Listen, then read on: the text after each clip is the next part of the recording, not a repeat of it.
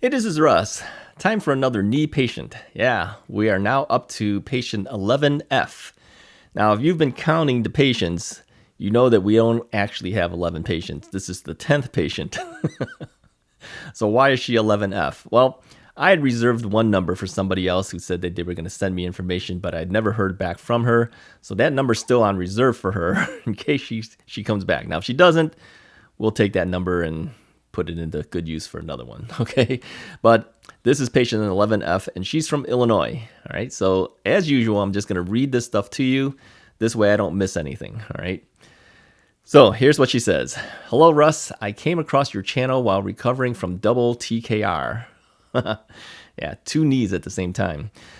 I have found your videos helpful, informative, and friendly, which has been comforting through this ongoing ordeal. This is my story. I'm a 55-year-old female from Illinois. My surgery was September 15th, 2020.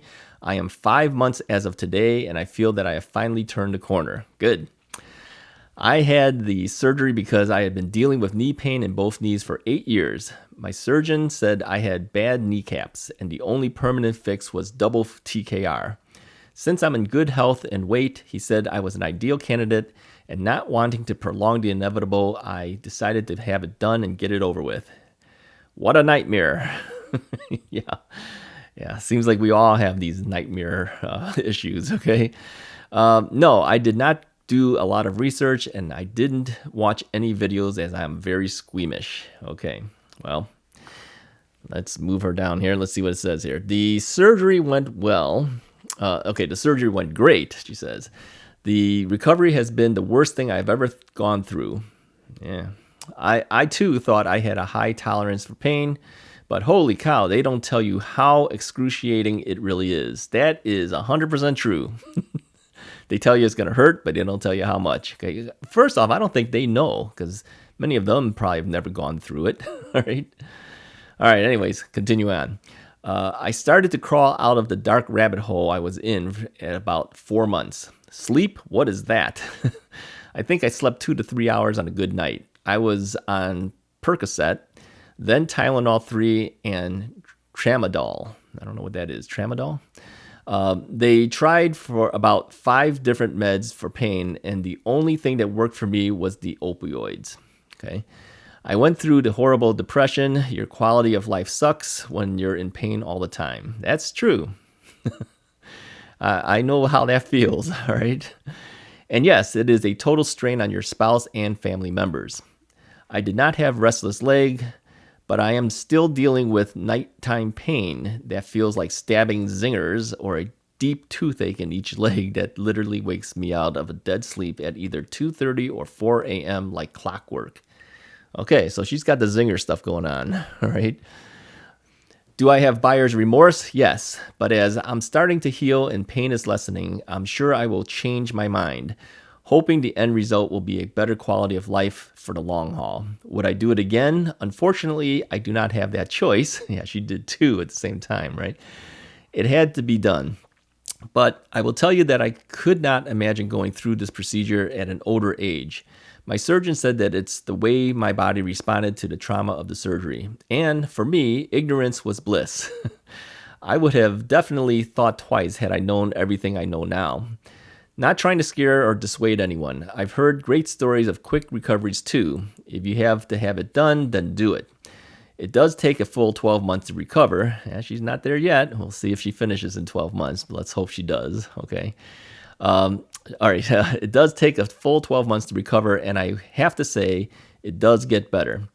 But it is really hard to focus on the prize when you are in so much pain. Yeah, that's true. At present, they do not feel like a part of me yet. Actually, mine doesn't either. I still kind of feel it as a separate thing. Okay, I'm rubbing my knee right now. Still feels heavy, some pain with exercising and stretching. Seems cumulative as the evening is always worse and I tend to hobble a bit after walking. Okay, wait, let me say that again. Seems cumulative as this evening is always worse and I tend to hobble a bit with walking after sitting. That is true because I still can't walk right away after sitting for a while. Thanks for having this channel. It's so nice to commiserate and share experiences with others. Misery loves company. Yes, it does. You have been very helpful to me and I've had a few laughs as well from your videos. Thanks, Russ. I will keep in touch with my progress. My best to all, and we just have to hang in there. It will get better. Okay. Now, she did send me some other information, all right, of which were some photos. So let me give you some photos here. Okay. She attached 2 gross pictures, which are from when she got home from surgery 2 days later. Okay, so this is why it's there. But she had both done. Okay, they had to keep me for observation as the pain was so intolerable and difficult to manage once the nerve blocks wore off. Another thing that I wasn't fully aware of.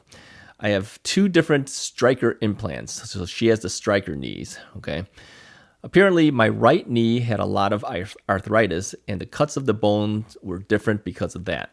Okay. She says, I forgot to mention I did 2 weeks of home therapy and a CPM machine after surgery. Yeah, I had a CPM machine as well. I went to 13 sessions of PT, and my surgeon released me. 13. She's lucky. I did 80. I only got to 120 on my left knee and 117 with a lot of painful pushing on my right knee. Well, that's still pretty good. I think most of the doctors usually say 120 is what they want, at least. Okay, if you can do more, that's great. But if you're 120-ish, yeah, be happy with that. Okay. Okay, where am I here? So my surgeon gave me another script and recommended water PT in a hot tub, but I have not yet pursued that. Today, my right knee is more painful and difficult with bending, and I have to continue to stretch it. I got hit with COVID in November during recovery. Oh, okay. So my PT was halted. My husband bought me a stationary bike, which I've continued to use on 20 minutes a day. Okay, yeah, that's good. Keep doing that. Apparently, her job requires her to stand quite a bit. So she's going back to work tomorrow. On a part-time basis. So she's been out all that time. And yeah, I would tend to think it would be hard. If you're standing all day long for your job, that would be difficult. I know I can't stand for that long a period of time. My back actually starts hurting after a while because I'm standing differently. I don't know how she's dealing with that. But anyways, she says she's going to keep us posted as she goes through this. Now, she also mentioned too that she used the Mako robotics for surgery. Okay, have you guys heard about this robotic surgery? Yeah, this stuff is supposed to be more accurate. I don't know how it works. So if you've actually had a robotic surgery, send me an email or at least make a comment below. Tell me how that robotic stuff works because it's supposed to be a lot more accurate and better.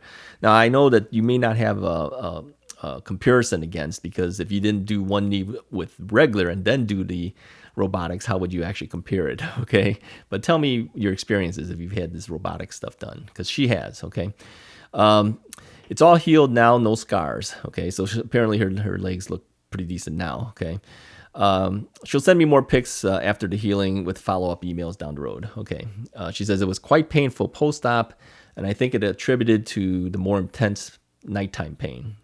It's supposed to be very precise and eliminates human error, but don't quote me on that.